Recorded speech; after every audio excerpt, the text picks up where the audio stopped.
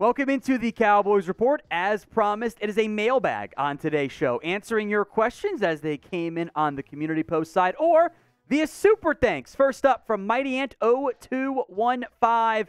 Let's go at left guard or Earl Bostic Jr. That is the Kansas UDFA for Bostic, and Let's Go is a second-year player out of North Dakota. When I first replied to this comment, I'm like, Let's Go is almost 6'8". In the last 25 years, there's not very many examples of that size players sticking at left guard. And then the Cowboys have tried out Let's Go at left guard at Thursday's Open OTA. So credit to Mighty Ant for knowing more ball than me. I'll give him some love there. I don't know if Let's Go will stick there, but hey, left guard's wide open. I'm down for competition. From a delusional Cowboys fan who asked like 25 questions, so we didn't take all of them, my friend. An entire mailbag from you. Thank you. I think Terence Steele will be ready for week one. We'll wait and see. Not a guarantee that Steele is ready. It's a recovery from an ACL in December. The timing is tough there. Rehab's gone pretty well from what I've heard, even before Terence Steele's borderline best shape of life comments. But that is going to be a wait and see. Maybe we'll know more in a month or even a month and a half. Now, if you don't want to miss any of our videos here at the Cowboys Report, you have to be part of the Noti Gang. Only about 20% of you are, meaning when you first subscribed, you change your notifications from personalized to all. When they're on all, you'll get a push notification to your phone every single time there is a Cowboys video. Help me feed my family by making that change right now. $2 super thanks from 0FX. Thank you, my friend. Remember when you hated Terence Steele? Don't say you didn't. You wanted him gone. I think that was especially early on in his career. And I will give Terence Steele all of the credit in the world, and even the O-line coach, et cetera, all that good stuff, for helping him get to a place where I'm a huge fan of his game now. I didn't like him that much. I had a UDFA grade him. I'm like, whatever. He's big, tall, okay, cool. The growth we've seen year over year is wildly impressive, to the point that I was then advocating for maybe he plays over Lyle Collins, when you're right. Like early on, I'm like, this is not great. I'm not a huge fan of this right there. So I'll give Steele credit and also say that it's not the first time, not the last, not even the worst time for a guy on the roster. I'm like, I don't think he's that good, and then ends up making me look stupid. But I appreciate your super thanks, my friend. It is a feature on YouTube, allows you to donate outside of the live videos. Click the thanks icon, edit your message, send whatever you want. We appreciate your support here. We'll give you a shout out every time you send in a super thanks, whoever it is. From a delusional Cowboys fan, again, Micah Parsons, over under 13.5 sacks. It's a great question. It's a great over under. So we'll make it today's pinned comment for you guys to answer in the comment section. Does Micah Parsons get over or under 13.5 sacks? If you type in T for tie, I respect your right, but I hate it. O for over, U for under. If the ad break comes here on YouTube, take advantage of it. Head down there and go vote right now. From Cowboys fandom, how about trading for Devin White? I remember when White was like, I want a big contract and requested a trade, and that seems to have fizzled.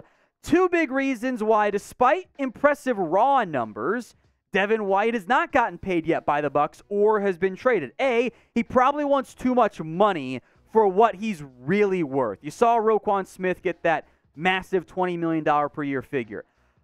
I have doubts in terms of if that is a route the Buccaneers would go or any team would go. I know the TFL numbers, the sack numbers stand out. He's inconsistent. He's rough in coverage. He's a great athlete. I think Dan Cook could get the most out of him, but I kind of think you'd play him in the Marvin Overshown role. And not that Overshown's better than White right now, but you just invested in Overshown. I doubt you do the same thing for Devin White, especially given the cost involved.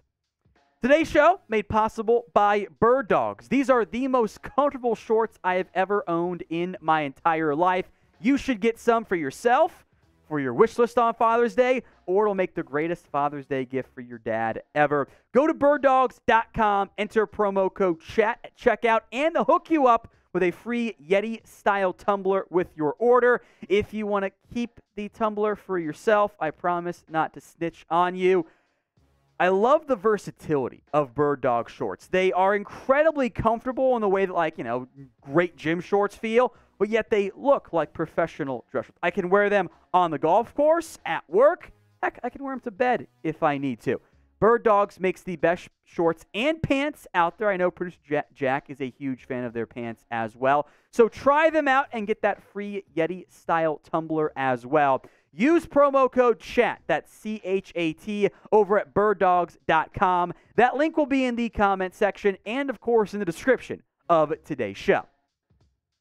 Alan Montez, hope I pronounced that last name right, Alan. What do you guys think of Dak leading the NFL in fumbles one year, and then the next year with a tie for the most interceptions alongside QBs who played more games than him? I love Dak, but he's got to turn things around.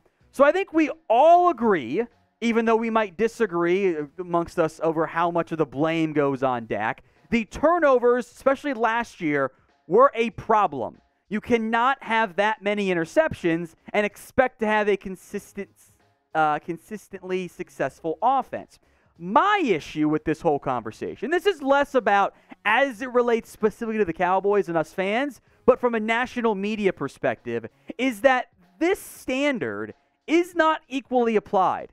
Matthew Stafford led the NFL in INTs. No one raised a fuss. Joe Burrow's been top 5 in interceptions the past 2 years. Josh Allen's turned over at an equally high rate. In fact, if you include fumbles this year, since fumbles were not a factor for Dak this year, he cut those down significantly this year, which, hey, good job.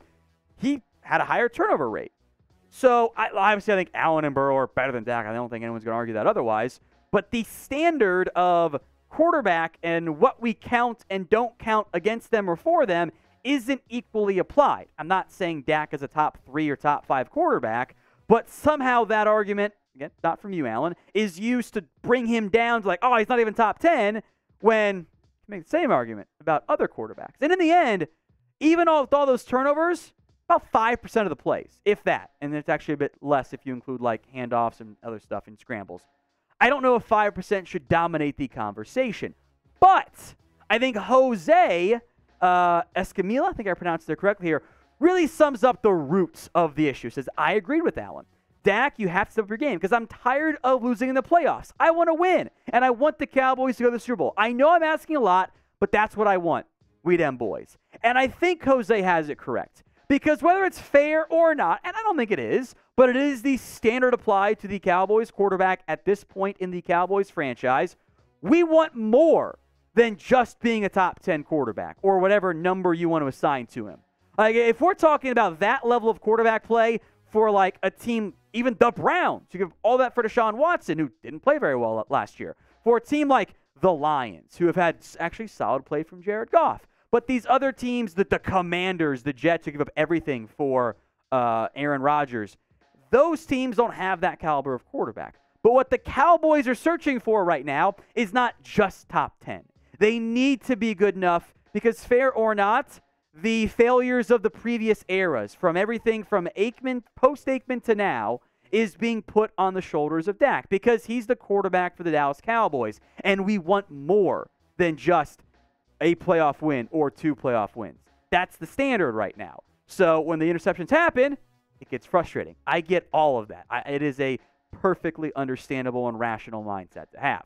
Because here at the Cowboys, we're all Cowboys fans. We just want the best. We might disagree on what we think the best way to go about getting it is, but we just want a damn title. And if you want to be a part of future mailbags, by the way, make sure you guys are subscribed. YouTube.com/@CowboysTV. From a delusional Cowboys fan, once again, does Mike McCarthy get fired if the Cowboys do not go to the NFC Championship game? So very similar conversation right now we just had with Dak on Mike McCarthy. I don't think there's any franchise in the NFL, it's maybe more of an NBA thing, I guess, for a team to go 12-5 in back-to-back years after an injury-plagued 2020 campaign, having won a playoff game, and we are legitimately and fairly going, if it happens again, is he going to get fired? Because, again, McCarthy is shouldering some of the sins of the previous coaching staffs, of Jason Garrett, of Dave Campo, of Chan Gailey, etc. Bill Parcells, even Wade Phillips, their failures are now being put on McCarthy. It's just been too long for the franchise. Even if I'd say 90% of teams be like 12-5 back-to-back years, I'll give that man a 10-year contract right now. That's awesome. So it's not fair, but that is right, especially when McCarthy takes the shoulder for the offense. We've seen the offense do great things in recent years. They regress. It's probably on Mike's, and it's probably Mike's fault, fair or not. So will McCarthy be the Cowboys head coach in 2023? Go ahead and sound off for us in the comment section. Y for yes or N for no. Justin Brand wants to know who has the biggest rookie impact. I think it'd be really fun if it was Deuce Vaughn. From a stat sheet perspective, I could see something like maybe it's a Luke Schoonmaker or DeMarvion Overshone. I still think the answer is the first-round pick. It's Mozzie Smith. Now, it might not show up stat sheet-wise, but I think it will be seen on the film and how others around him are able to make plays on the football. So what do you think? What rookie makes the biggest impact stat-wise or just actual impact-wise this season? Drop that player name for me in the comment section.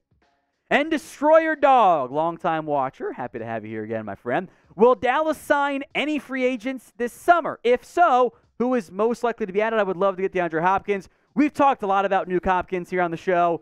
I'm not going to rehash other than I kind of don't think it's going to happen, which, hey, it'd be fun, but hopes are low on that front there. But I do think the Cowboys signed somebody in training camp. Maybe it's a left guard option. Maybe they get worried about Damone Clark-Overshown. They go out a linebacker. Maybe the running back room does not come along. They sign somebody there. Maybe there's an injury.